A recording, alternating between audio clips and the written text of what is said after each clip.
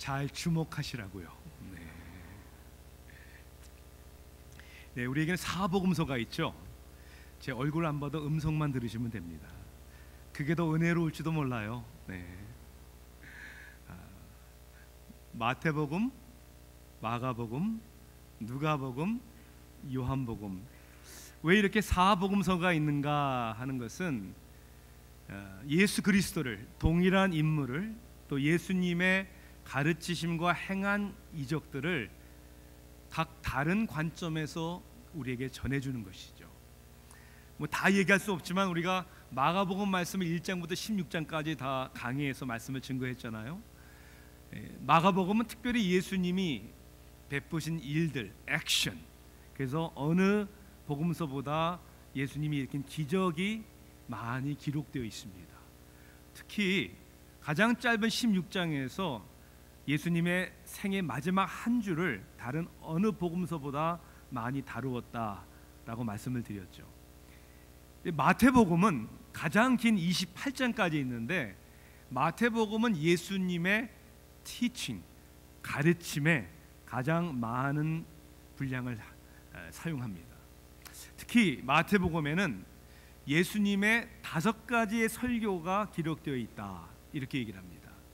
첫 번째는 Sermon on the Mount, 우리가 함께 공부할 산상수훈 5장부터 7장까지고요. 또 마태복음 10장은 예수님께서 제자들을 택하시고 제자들을 보내실 때에 그들에게 가르치시는 말씀을, 즉 그것을 우리는 파송설교다 이렇게 얘기할 수 있겠죠. 또 마태복음 13장에는 하나님의 나라에 대해서 여러 가지 비유로 말씀하십니다. 그래서 우리는 이것을 비유설교다 이렇게 얘기를 합니다. 마태복음 18장은 교회에 대한 설교예요. 그래서 교회에 대한 설교. 그리고 23장은 감람산 설교다. 이것은 하나님의 심판에 대하여, 그리고 제자들이 살아야 할 마지막 때의 모습에 대해서 예수님이 설교한 내용입니다. 이 가운데 가장 우리에게 잘 알려진 설교는 산상수훈입니다. 저는 5장, 6장, 7장 이 예수님의 산상수훈을 좀 더 구체적으로 여러분들에게 연속적으로 말씀을 증거하기를 원합니다. 오늘 첫 번째 시간은 이제 서론이라고 얘기할 수 있을 것 같아요. 그래서 오늘 말씀은 마태복음 5장 1절과 2절을 함께 보시기를 원합니다. 제가 말씀을 봉독합니다. 마태복음 5장의 1절과 2절입니다. 제가 하나님의 말씀을 봉독합니다. 예수께서 무리를 보시고 산에 올라가 앉으시니 제자들이 나온지라 입을 열어 가르쳐 이르시되. 아멘. 이 마태복음 5장에서 7장까지를 산상수훈이다 이렇게 부르는 이유는 그 말 그대로 산에서 가르치셨다, 그런 뜻이죠. 그래서 오늘 1장에 5장 1절에 보니까 무리를 보시고 예수님이 어디에 올라가셨다? 산에 올라가셨고, 또 2절에 보면 입을 열어 가르치셨다. 산에 오르셔서 가르치셨다. 그래서 산상수훈입니다. 이 5장부터 7장까지는 여러분과 제가 한번 읽어보면 다 30분 안에 읽을 수 있어요. 그러니까 짧은 내용이잖아요. 예수님이 30분 설교하셨을까? 그랬으면 참 좋겠죠. 아니에요. 예수님은 하루 종일 가르치셨어요. 그러니까 우리가 짐작할 수 있는 게 뭐냐면 예수님이 가르치신 내용은 훨씬 더 많았다는 거예요. 그럼 왜 5장, 6장, 7장만 기록했을까? 이것은 하나님이 가르치신 여러 말씀들을 핵심적으로 어떻게 한 걸까? 요약한 겁니다. 우리에게 꼭 전해주시고자 하는 말씀을 요약해 준 것이죠. 예수님이 가르치신 모든 말씀을, 그리고 예수님이 행하신 모든 것을 다 기록할 수 있다면 얼만큼, 그 책의 분량이 얼만큼 될까? 요한복음 21장 마지막 절은 우리에게 이렇게 얘기합니다. 예수께서 행하신 일이 이 외에도 많으니 만일 낱낱이 기록된다면 이 세상이라도 이 기록된 책을 두기에 부족할 줄 아노라. 그러니까 예수님이 가르치시고 행한 것을 다 기록하면 이 세상이 그 책을 두기에도 너무나도 부족하다, 좁다, 이런 얘기예요. 자, 우리가 이번 주간에 저는 여러분들에게 부탁드리고 싶어요. 5장부터 7장까지를 꼭 한번 읽어보세요. 몇 분이면 된다고요? 30분 할 수만 있다면 5장, 6장, 7장을 한번 써보세요. 또 제가 신약 성경은 다 마쳤고 구약 성경 지금 계속 제 육성 녹음을 하고 있는데 5장, 6장, 7장을 한번 여러분 육성 녹음도 한번 해보세요. 하나님의 말씀을 대할 때 큰 은혜가 임할 줄 믿습니다. 이 산상수훈은 예수님의 가르치심, 예수님의 설교 가운데 가장 잘 알려진 가장 유명한 설교입니다. 얼마나 이것이 유명한지 인도의 마하트마 간디 수상은 이 산상수훈이 자기의 인생을 가장 크게 영향력을 끼친 것이다, 이렇게까지 얘기를 합니다. 그런데 이 산상수훈은 이해하는 게 그렇게 쉽진 않아요. 간단한 것 같은데 도대체 이게 어떤 의미인지, 아니 우리가 어떻게 이렇게 살아야 되는지 참 이것을 받아들이고 이해하기가 쉽지 않습니다. 자, 그런데 더 어려운 것은 이해하는 것도 어렵지만 뭐가 더 어려울 것 같아요? 그대로 사는 게 더 어려워요. 이게 도대체, 근데 어떤 분들은 천국에 들어가는 자격을 말씀한 거다 이렇게 얘기를 하는데, 그러면 천국 들어갈 사람이 아무도 없는 거죠. 자, 이 말씀의 의도를 우리가 알기 위해서는 오늘 본문이 얘기하는 대로 이것이 누구에게 하신 말씀인가를 보면 어느 정도 알 수 있을 것 같아요. 산에 오르서 앉으시니까 누가 나왔다고 그랬어요? 제자들이 나왔다고 그랬어요. 그러니까 제자들에게 가르친 거죠. 물론 여기서 이야기하는 제자는 12제자를 의미하는 건 아닙니다. 왜냐하면 복음서에 보면 이 제자들을 얘기할 때 12제자도 얘기했지만 일반적인 제자를 얘기할 때도 있었어요. 특히 여기에서는 아직 12명의 제자가 다 아직 부름을 받지를 않았거든요. 그러니까 예수를 믿고 따르는 모든 사람들을 제자다. 오늘 여러분들도 예수님을 믿고 따르면 예수님의 제자입니다. 자, 그러니까 예수를 믿고 따르는 사람들이 어떻게 이 세상에서 살아야 하는지에 대한 매뉴얼이다라고 할 수가 있는 거죠. 이 세상 안에 우리가 살고 있잖아요. 그렇지만 우리는 이 세상의 흐름, 이 세상의 유행, 혹은 이 세상의 가치관과 기준에 의해서 여러분 끌려가는 사람이 돼서는 안 되고, 오히려 하나님의 진리, 예수님이 가신 그 길을 따라가는 길, 즉 세상을 거슬러 올라가는 세상 삶을 살아야 한다는 것이죠. 그러한 거슬러가는 삶을 살기 위한 이렇게 살아야 된다, 이런 모습이어야 된다라는 매뉴얼이라고 볼 수 있는 것이죠.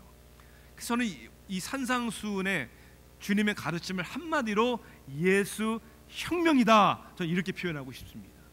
왜냐하면 혁명이란 단어의 의미가 뭐죠? 어떠한 관습이나 제도, 어떤 방식, 이런 것들을 깨트리고 이 질적으로 새로운 것들을 급격하게 세워가는 것, 이게 혁명 아닙니까? 저는 이 개혁이라는 말보다는 혁명이라는 말이 더 성경적이라고 믿어요.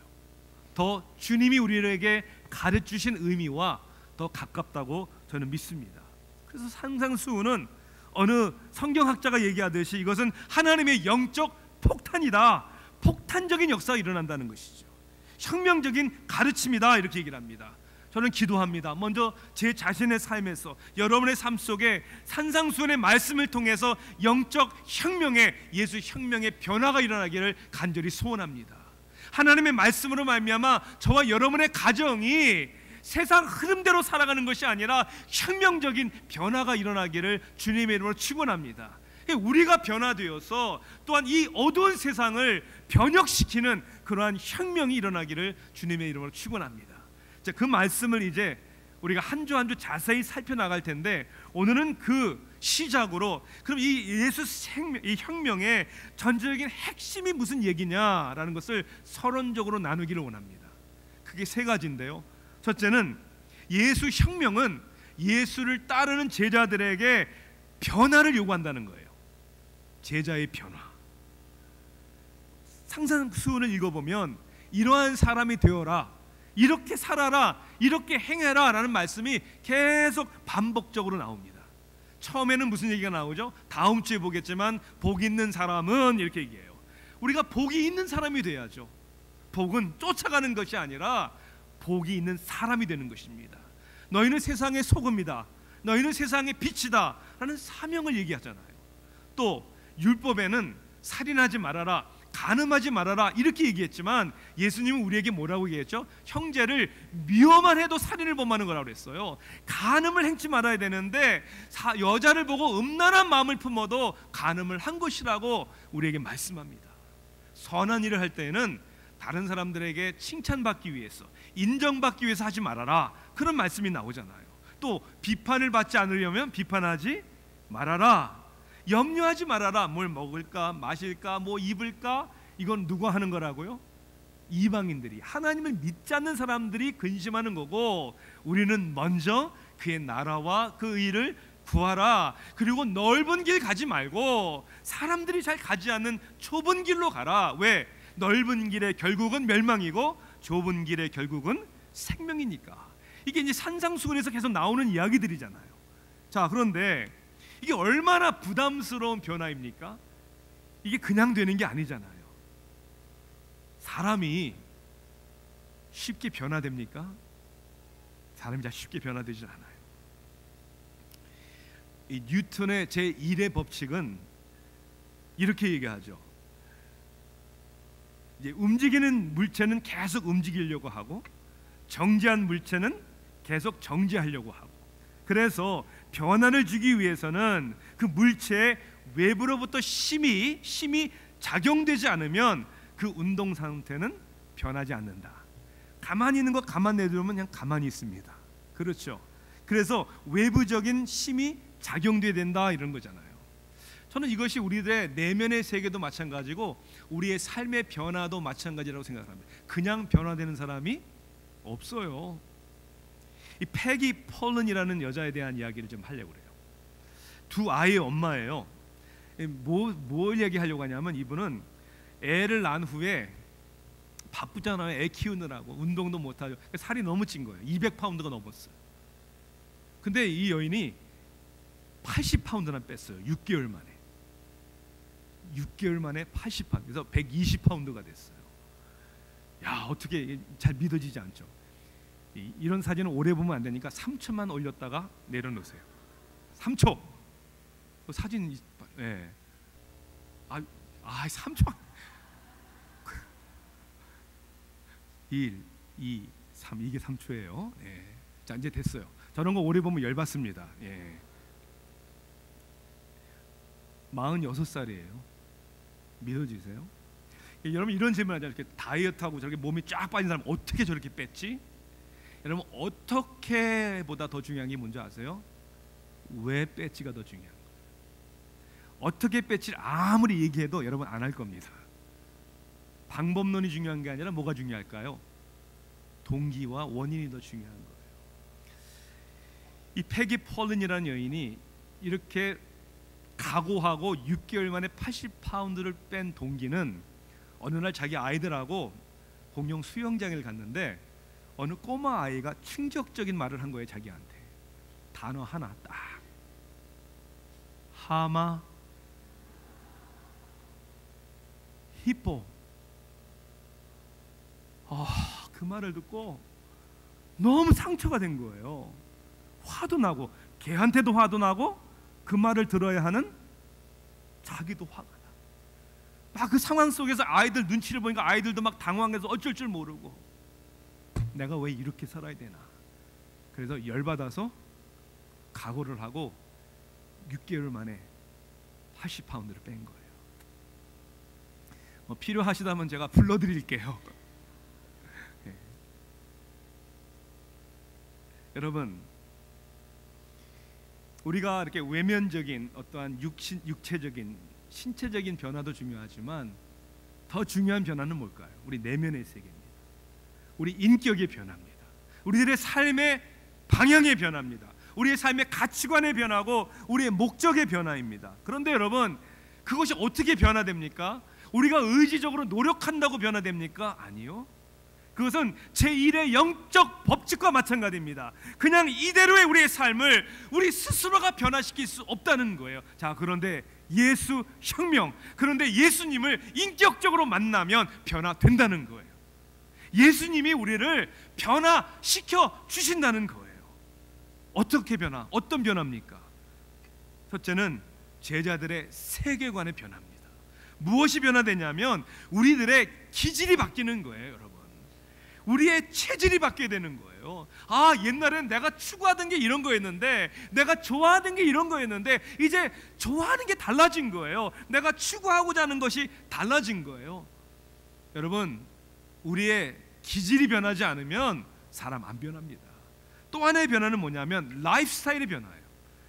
기질의 변화, 세계관의 변화지만은 더욱 나아가서는 삶의 변화입니다. 인격의 변화, 관계의 변화, 삶의 방향의 변화, 그리고 삶의 열매의 변화입니다. 저는 그렇게 믿습니다. 예수 그리스도를 이 세상에 오시고 우리를 위하여 사랑하시사 죽으시고 부활하시고 승천하신 주님을 믿는 사람, 그들의 삶에 예수님이 주인인 사람은 반드시 세계관의 변화가 온다. 반드시 삶의 라이프 스타일의 변화가 온다. 여러분, 그게 믿으십니까? 자, 그런데 간혹 우리는 이러한 고민을 해보고 이러한 질문을 많이 받습니다. 그런데 왜 예수를 믿는다고 하는데 변화되지를 않는 것입니까? 아니, 왜 예수를 믿는다고 하는 사람들 가운데 보면 믿지 않는 사람들보다 더 유치하게 살고 덕이 안 되게 사는 사람들이 이렇게 많습니까? 사실입니까? 아닙니까? 사실이에요. 사실이에요. 저는 여기에 세 가지로 답하고 싶습니다. 첫째는 교회를 다니고 예수를 믿는다고 하지만은 복음을, 예수를 진정으로 믿지 않을 수 있다는 거예요. 저는 그런 많은 사람들이 교회 안에 있다고 생각을 합니다. 교회를 다니는데 예수 그리스도를 참으로 주인으로 인격적으로 믿지 않는 겁니다. 그런지 아닌지는 하나님만이 판단하시겠죠. 자, 두 번째는 뭐냐면 왜 변화되지 않은 것 같을까? 그 이유는 변화의 과정 속에 있기 때문입니다. 여러분, 하루아침에 예수를 믿는다고 천사가 됩니까? 우리의 옛 습관이, 옛 모습이 하루아침에 변합니까? 변화되어 가는 거죠. 중요한 건 우리의 방향이겠죠. 작은 변화인 것 같지만 우리의 삶이 하루하루 더하면 더할수록 변화되어 가는. 자, 세 번째 꼭 여러분과 나누고 싶은 말은 이겁니다. 다른 사람들이 예수를 믿는다고 하는데 변화되지 않는다고 할지라도 다른 사람들의 변화되지 않는 것이 내가 변화되지 않는 것에 핑계거리가 될 수는 없다는 거예요. 그것은 그들과 그 하나님과의 문제인 거예요. 다른 사람들은 어떻게 살든지, 다른 사람들은 어떠한 덕을 세우든지 안 세우든지 아쉽고 안타깝지만 오늘 저와 여러분의 관심은 누가 돼야 됩니까? 내가 돼야 되는 거예요. 내가 예수 혁명 그리스도의 제자로서 오늘 나는 나의 세계관이 변화되어 있는가, 날마다 나도 안타깝지만 그러나 변화되어가는 그 방향을 가고 있는가, 이게 중요한 것이죠. 예수를 따르는 제자의 변화, 이게 예수 혁명의 핵심입니다. 또한 두 번째는 예수를 따르는 제자의 사명입니다. 사명. 우리의 삶에 보면 우리가 먼저 구해야 하는 1차적인 것이 있고, 그리고 구하는 자에게 따르는 차선적인 것들이 있는 거예요. 자, 예수님은 뭐라고 말씀하십니까? 뭘 먹을까 마실까 입을까를 염려하지 말아라. 이것은 우리들의 인생의 1순위가 아니란 말이에요. 그런데 우리에게 뭐라고 말씀하셨냐면, 근데 너희는 먼저 그의 나라와 의를 구하라. 그리하면 이 모든 것을 어떻게 해주신다고요? 더해 주신대요. 자, 덤이에요. 덤. 그것이 가장 중요한 건 아닌데 필요해요. 하나님이 주시겠대요. 약속하셨어요. 그런데 우리들의 주된 목적은 아니란 말입니다. 오늘날의 혼돈은 주가 돼야 되는 것이 부수적인 것이 되어버리고 non-essential, 본질적인 아닌 비본질적인 것이 우리의 삶의 본질적인 것이 되어버린, 이게 우리 삶의 우선순위가 쉽게 얘기하면 가격표가 뒤죽박죽된 너무나도 안타까운 것을 많이 보게 되는 것이죠. 사랑하는 성도 여러분, 예수 혁명의 제자들은 우리가 붙잡아야 되는 게 뭔지를 분명히 알고 구해야 할 사명이 무엇인지를 알아야 되는 것이죠. 그 사명이 뭘까요? 첫째는 하나님의 나라를 세우는 사명입니다. 하나님의 나라. 하나님의 나라라는 의미는 국경과 어떠한 대통령이 있는 게 아니라 통치죠. 통치, 다스림. 즉 우리의 삶의 모든 영역에 예수님이 주인이 되는 것을 얘기합니다. 그래서 우리의 삶, 우리 가정이, 우리 교회가, 그리고 우리가 존재하는 우리 지역 사회가 예수님 나라의 가치관으로 통치를 받는 것이죠. 가장 중요한 하나님의 나라는 우리가 하나가 되는 것입니다. 예수님은 그렇게 기도했죠. 아버지와 내가 하나인 것처럼 저들이 하나가 되게 하소서. 우리가 하나가 될 때 비로소 세상은 우리가 그리스도의 제자임을 알게 되리라. 하나님의 나라를 세우는 사명입니다. 또 하나는 하나님의 사랑을 나누는 사명입니다. 우리가 받은 것, 하나님이 우리에게 베푸신 사랑을 우리의 삶 속에서 나누는 것이 예수 혁명 제자들의 사명이죠. 그런데 저와 여러분은 이 사명대로 살고 있습니까? 이 사명대로 살지 아니하고 자기의 욕심, 사욕으로 사는 사람들이 너무나도 많은 것 같습니다. 하나님의 일을 먼저 생각하지 않고 나의 일을 먼저 생각하는 사람들이 너무나 많은 것 같아요. 어떤 모습이 그런 모습일까? 이런 거 아닐까요? 첫째는 자신의 목적을 이루기 위해 사는 사람들. 이것을 저는 어떻게 보면 기복주의적인 신앙이라고 얘기할 수 있어요. 그러니까 늘 예수를 믿기는 믿는데, 교회는 다니는데 자기의 다급한 문제를 해결받기 위해서 신앙생활을 하는 거예요. 병이 들었을 때, 무슨 문제가 생겼을 때, 여러분 우리가 기도해야죠. 하나님이 역사하시죠. 그렇지만 그것이 우리의 주된 목적이 돼서는 안 된다는 거예요. 외로움을 달래기 위해서, 사업을 위해 네트워크를 구성하기 위해서, 아니 혹은 배우자를 만나기 위해서, 이 모든 것이 예수를 믿고 예수를 따르는 사람의 삶 속에 맺어질 수 있는 열매가 되어야 되는 것이지 그것을 목적으로 하면 안 된다는 거예요. 여러분 한번 이렇게 생각해 보세요. 나는 하나님의 목적을 이루는 사람인지 아니면 나의 목적을 이루는 사람인지 알 수 있는 방법 중에 하나는 이런 것 같아요. 여러분이 기도하시잖아요. 여러분 많은 걸 기도하시죠? 기도하셔야 됩니다. 자, 그럼 여러분들이 기도하는 제목이 응답받기에 내가 어울리는 사람인가를 생각해 보세요. 다시 한번 얘기해 볼까요? 여러분이 기도하는 기도의 제목이 응답받기에 그 응답에 어울리는 사람인가? 자, 하나님께 구하는 축복, 하나님께서 여러분에게 그 축복을 주시기에 어울리는 신앙과 가치관을 가지고 있습니까? 하나님께 구하는 비전 혹은 직분, 그 비전과 직분에 어울리는 신앙관을 가지고 계십니까? 배우자를 위해서 기도하는 우리 청년들이 많아요. 저는 정말 하나님이 응답해 주시길 원해요. 하나님, 나는 이런 배우자를 원합니다. 그 배우자를 얻기에 자신이 어울리는 사람이란 말입니다. 하나님이 그래, 난 네가 기도하니까 응답하겠다라고 하나님이 말씀하는 그런 사람이냐. 또 하나는 이런 것 같아요. 자신의 편안함을 위해서 사는 사람들, 자신의 편안함을 위해서 신앙생활하는 사람들, 결국 그거죠. 내가 편한 사람, 내가 어울릴 수 있는 비슷한 사람들. 여러분 편할 줄 모르지만 그런 관계 속에는 절대로 성화가 이루어지지 않습니다. 거기에는 사명이 없습니다. 그것은 예수 혁명이 아니라 종교 생활입니다. 나도 살지 못하고 남도 살리지 못하는 제자는 사명을 따라 사는 사람들입니다. 변화를 일으키고 사명대로 살고 끝으로 예수 혁명, 제자는 믿음의 사람이 되어야 됩니다. 예수를 따르는 제자들의 믿음. 이 산상수훈 강해를 준비하면서 이 큰 주제를 한 열 몇 번 설교를 할 텐데 이 큰 주제의 제목을 뭐라고 정할까 하다가 예수 혁명 이렇게 제가 정했어요. 근데 혁명하면 좀 부정적인 느낌이 들지 않아요? 부정적인, 예를 들어서 뭐 반정부 운동, 뭐 쿠데타, 뭐 이런 느낌. 사실 가만히 생각해 보면 예수님을 이제 바라보는 많은 사람들이 예수님을 어떻게 보면 혁명가로 본 거예요. 그렇죠? 그러니까 무슨 반란, 밀란을 일으키지 않을까라는 위협을 느끼고 그 당시에 종교 지도자들이, 그리고 빌라도조차도 예수님을 십자가에 못 박아 죽인 것이죠. 그렇지 않습니까?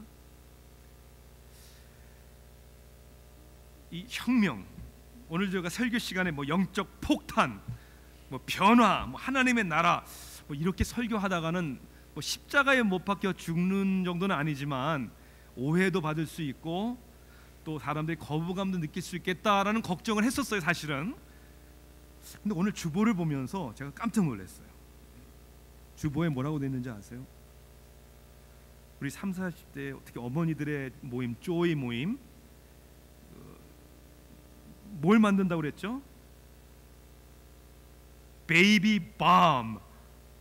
밤이 뭐예요? 밤이 폭탄. 아니 무슨 교회가 애 폭탄을 만들어요? 이게 잘못 써진 거래요. 누가 잘못 썼는지 오늘 목요일에 손 들고 계세요. 이게 원래는 bath bomb이래요. bath bomb. 아이들하고 목욕할 때 비누가 탁 놓으면 이게 팍 터져가지고 막 비눗물 이렇게 뭔지 아시죠? 전 그것도 모르고 베이비 밤 이거를 제가 계속 그 사전 찾아봤어요. 그때 그런 의미도 있는 걸로 나오더라고요. 이거 갓난한 아이들이 오는 게 여기서부터 여기까지 한 번에 입는 옷 그런 의미도 있다는 걸 그냥 그건 줄 알았더니 제가 생각을 했어요. 야, 다른 교회 사람들이 우리 교회 주보를 보면 뭐 예수 혁명, 베이비 밤, 저 이상한 교회, 이상한 목사, 이상한 교인들이야.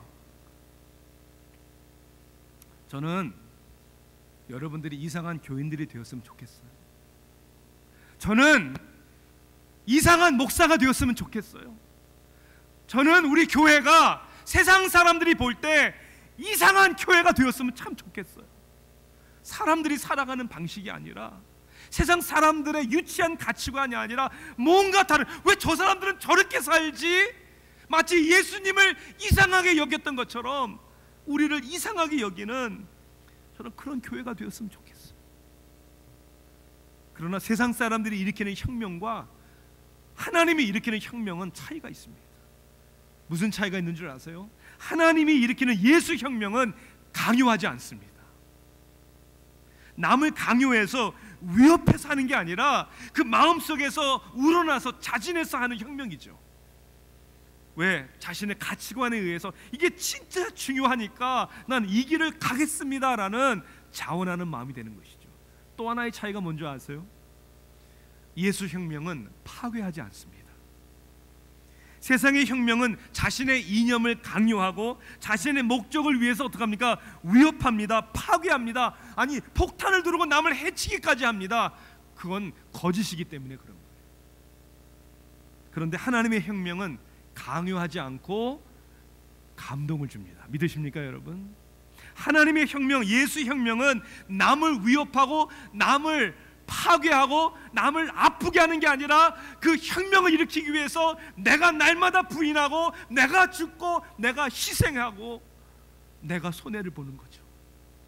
예수님이 우리를 위하여 그 길을 가신 것처럼.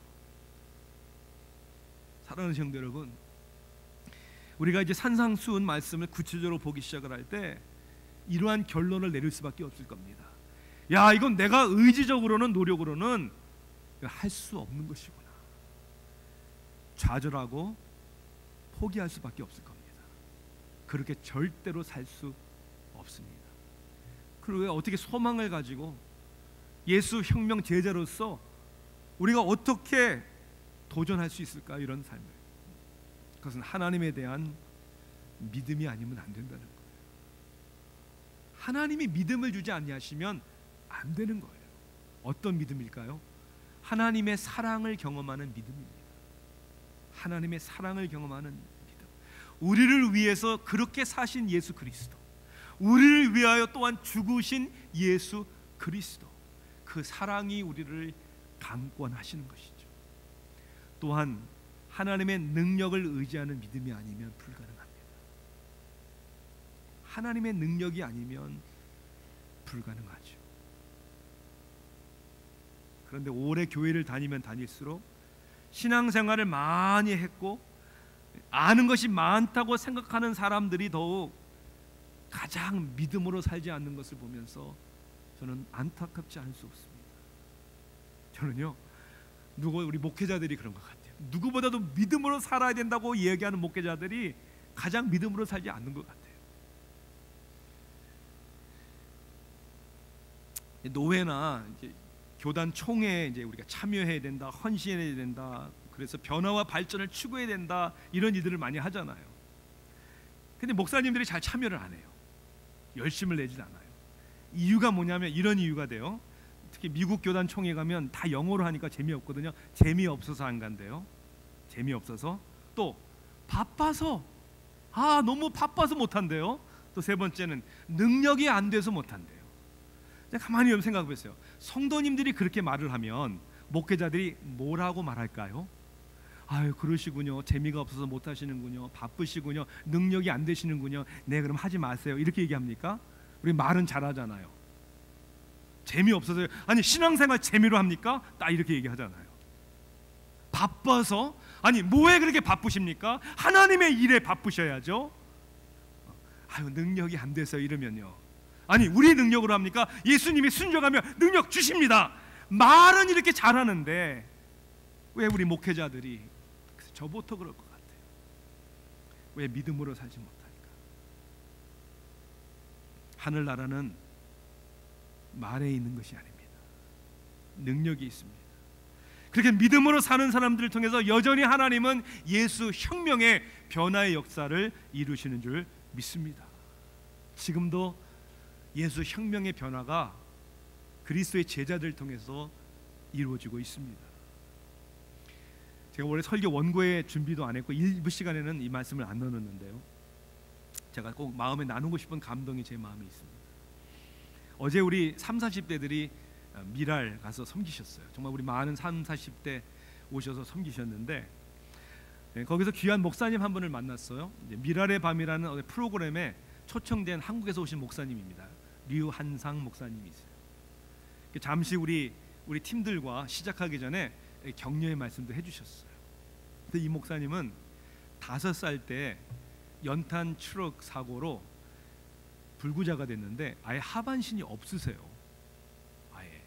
그래서 그 휠체어에 앉으셨는데 최재현 목사님이 얘기해 주시더라고요. 이렇게. 그게 뭐니까 이 다리 자체가 다 의족이에요, 의족. 근데 목사님이세요.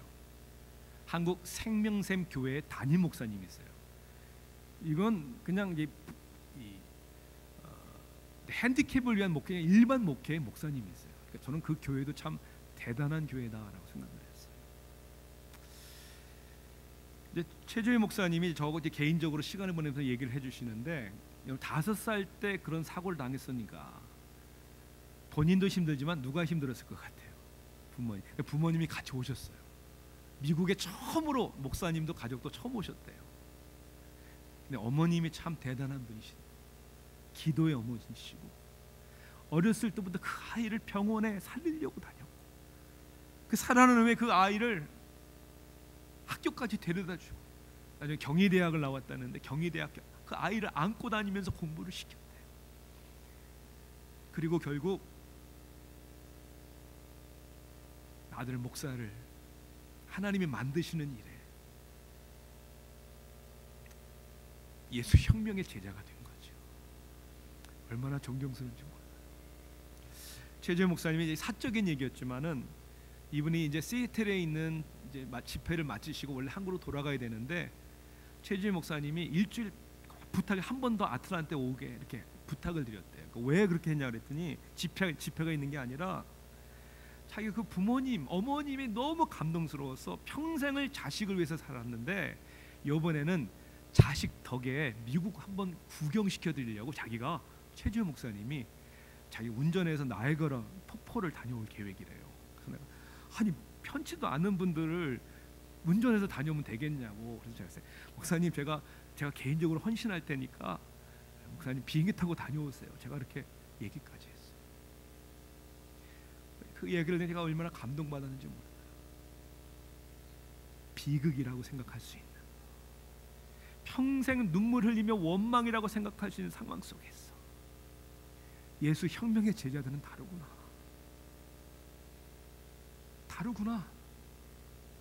원망과 불평 속에 살지 않고 축복의 통로로 그 아들을 기도로, 사랑으로, 헌신으로 목사를 만드는구나. 사랑하는 성도 여러분, 예수 혁명에는 반드시 모험이 요구됩니다. 그리고 반드시 희생과 대가를 지불해야 합니다. 예수의 제자들은 자신들의 의지와 노력으로는 이 혁명을 이룰 수가 없었습니다. 아니, 오히려 예수님이 붙잡히실 때 다 도망가고 부인하고 저주까지 하고. 근데 그렇게 연약했던 사람들이 부활하신 예수님을 만나고 마가의 다락방에서 성령의 충만함을 받았을 때 그들의 인생은 달라졌습니다. 적은 수의 제자들이 세상을 뒤집어 버렸습니다. 혁명이 일어난 것이죠. 사랑하는 성도 여러분, 방법이 문제가 아니라니까요. Who am I? 내가 누구냐가 아니라니까요. Whose am I? 내가 누구의 사람이냐, 이게 더 중요하다니까요. 오늘 저는 말씀을 마치면서 제 자신에게, 여러분에게 질문 드리고 싶습니다. 여러분은 도대체 누구십니까? Who are you? 여러분들은 예수의 혁명 제자입니까? 하나님의 자녀입니까? 오늘 저와 여러분의 삶을 통해 우리 가정이, 우리의 자녀들에게 이 사회에 혁명이 일어나는 역사가 일어나기를 주님의 이름으로 축원합니다. 기도하시겠습니다. 사랑의 하나님, 왜 이렇게 다른 삶을 사는 사람들이 많은지,